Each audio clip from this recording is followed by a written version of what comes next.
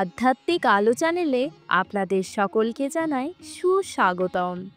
আজকে আমরা শুনব ঠাকুর রামকৃষ্ণ পরমহংসদেবের যৌবনকালের কাহিনী।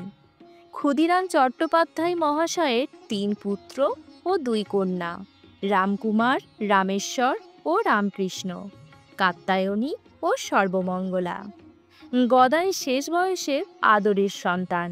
তার দাদা রামকুমার চট্টোপাধ্যায় মহাশয় ঝামাপুকুরে এক চতুষ্ফাটি করেছিলেন। ১৬ বছর বয়সে গদাই দাদার সঙ্গে কলকাতায় এসে তার টোলে ওঠেন। কিন্তু এখানে এসেও লেখাপড়ায় তার মন আকৃষ্ট হয়নি। গ্রামের মতো এখানেও তিনি নানা স্থানে ঘুরে বেড়াতেন এবং সেই সময়েই তিনি বলেছিলেন, যে বিদ্যা শিখে কেবল চাল কলা বানতে হয় সে বিদ্যা আমার দরকার নেই। সন ১২৫৯। স্নানযাত্রার দিনে কলকাতার যানবাজারের বিখ্যাত রানী রাসমণি দক্ষিণেশ্বরে গঙ্গা তীরে অনেক টাকা খরচ করে একটি কালীবাড়ি প্রতিষ্ঠা করেন। প্রতিষ্ঠার দিন খুব ধুমধাম ও সমারোহ হয়েছিল। ঠাকুরের দাদা এখানে পুজোর কাজে বতী হন।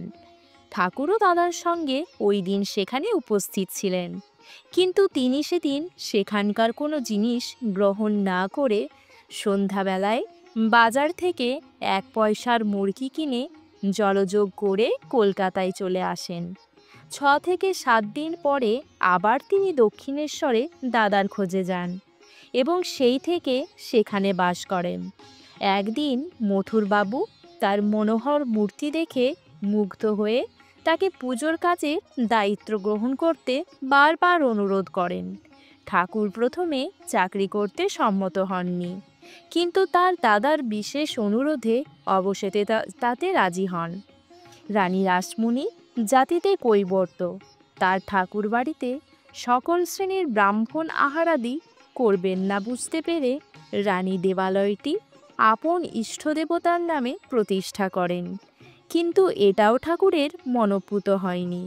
তিনি প্রথম পঞ্চবটী তলায় নিজে রান্না করে খেতেন।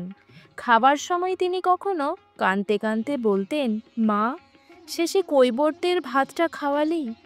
পুজো কাজে ব্রতী হয়ে তিনি এমনই একান্ত মনে পূজা করতে আরম্ভ করেছিলেন যে সকলে তার পুজো প্রণালী দেখে বিস্মিত ও চমকিত হতো।